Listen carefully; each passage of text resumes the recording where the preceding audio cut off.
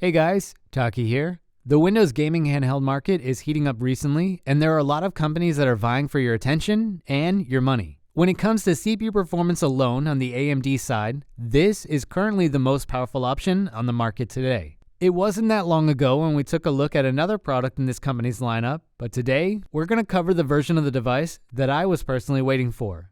This is the AYANEO NEXT Pro. It's a premium tier Windows gaming handheld for a small selection of people in this niche, but if you live in a market that is currently underserved by Valve, this may be your best option. Let's start off things with the specs of this device. As I mentioned, I have already done 2 videos on another product in the Next product range, but that uses a slightly different CPU. The Next Pro comes with a Ryzen 7 5825U CPU with a base clock of 2 GHz and a max clock of 4.5 GHz. This should translate into slightly better emulation performance for high-end systems compared to the older Next Advance. Our GPU is unfortunately still the old Radeon Graphics Vega 8 clocked at 2 GHz. We have a whopping 32 GB of LPDDR4X RAM and 2 TB of NVMe SSD storage. For connectivity, we have Wi-Fi 6E and Bluetooth 5.2. The device ships with Windows 10, but you can upgrade it to Windows 11 or install a Linux distro if you so choose. Because the CPU side of this device essentially is the only change, let's take a look at some CPU benchmarks.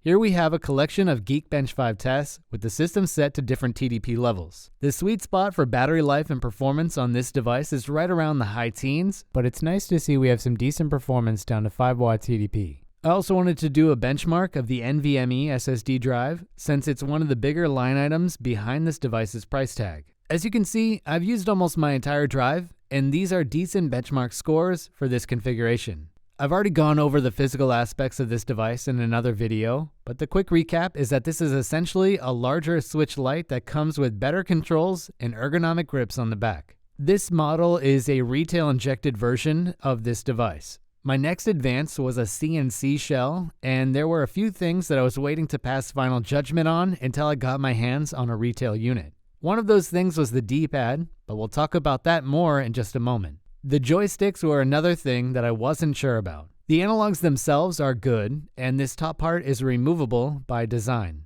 They gave the base of this stick a metallic finish, and I really do not like it. I wish this was matte because I think it just ruins the whole aesthetic of these newer and better AYANEO Next colors. The metallic finish looks kind of cheesy in a bad way with this rather amazing blue colorway that they designed, and I'm actually going to mod this so it's a different color. I typically mod most of my devices in some small way, so this is pretty much par for the course, and it may not be an issue for you. The thing that is an issue is the cap itself. This is basically the only non-aesthetic issue that I was able to find in an otherwise great product. These caps are very easy to damage. You can see here in the corner that my cap is damaged. You might think that it's just dirt, but it's not. That's the rubber that is slowly being damaged from use. I also have damage in the center of the stick. I thought maybe I had scratched this to damage it, but I don't have nails. It's like this from just being used with my thumbs. If we look at the left stick that has had more use, you can see it has a lot more damage, and this is only after 3 days of use. Thankfully, this part is replaceable,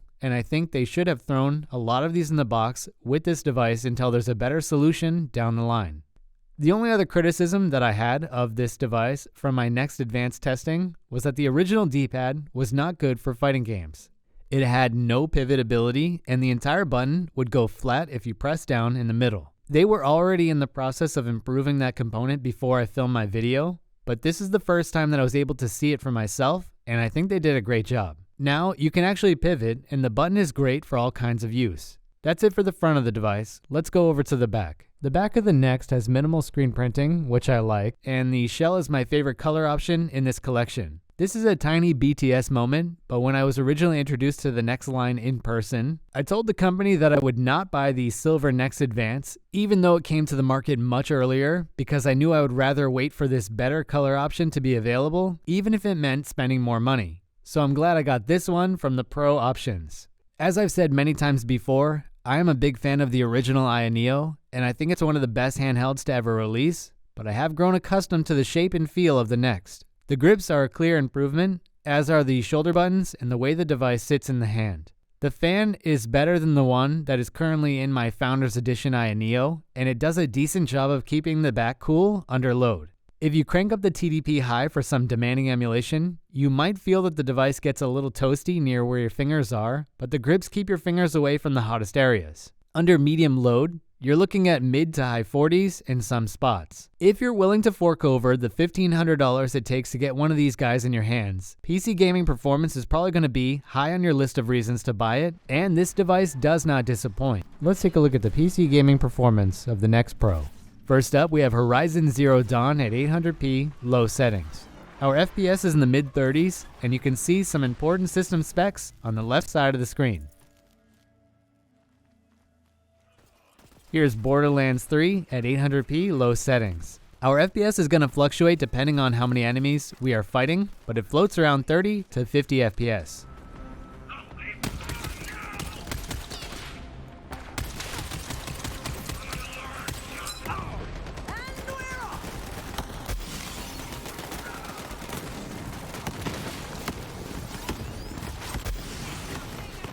Moving on, we have Destiny 2 at 800p, low settings. The FPS counter is a bit too small in these clips, but our FPS is around 30.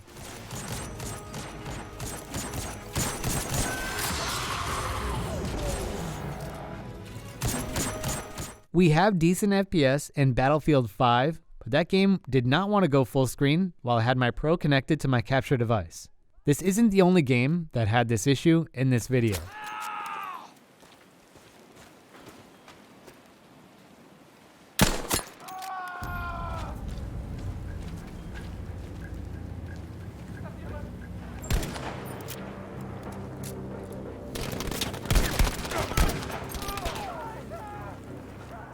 Control is one of the better performing titles in this test at 720p, low settings. We could have gone higher than this, but I decided to use the lowest settings in situations where we were not FPS capped.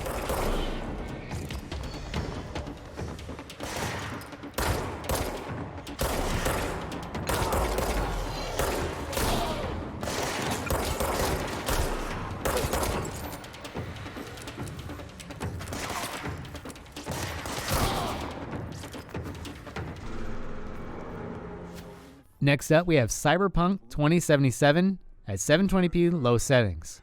Without messing with the resolution scale, we can get FPS in the mid-30s. Say you'll pay twice. Alright, you want the flathead? I better see some eddies. Unload on a beat! Unload!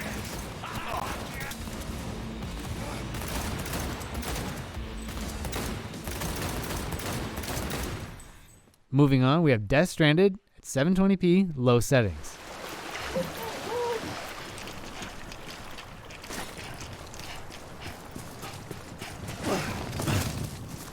Scan. Scanning bridges ID. Verifying ID. Clear. All clear. Welcome. This is the worst performing game in this video, and it's another title that would not go full screen. Here's Final Fantasy XIII at 720p, low settings.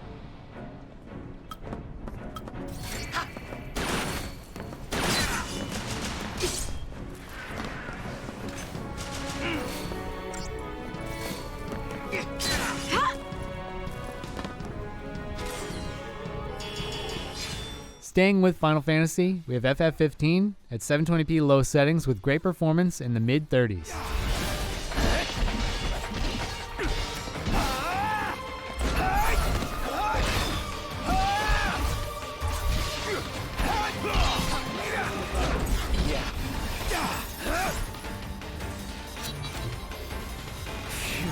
Good work. GTA 5 is the only title where we did not use the lowest settings possible. Here we are at 720p using the very high preset option.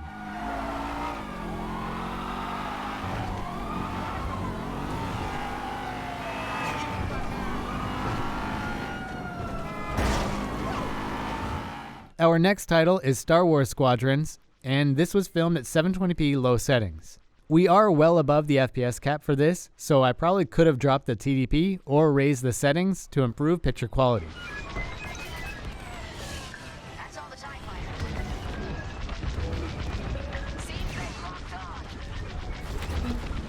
Staying with Star Wars, we have Jedi Fallen Order at 720p low settings. This is one of my favorite games, and it is one that I played almost exclusively on the original AYANEO. The loss has become a part of me.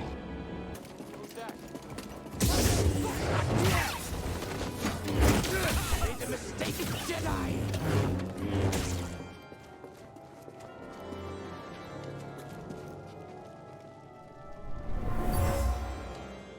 Next up, we have Red Dead Redemption 2. This game was filmed at 800p low settings, and you'll notice that the game is not full screen. This is another title that refused to go full screen with my capture device. Gentlemen, Found anything? I think so.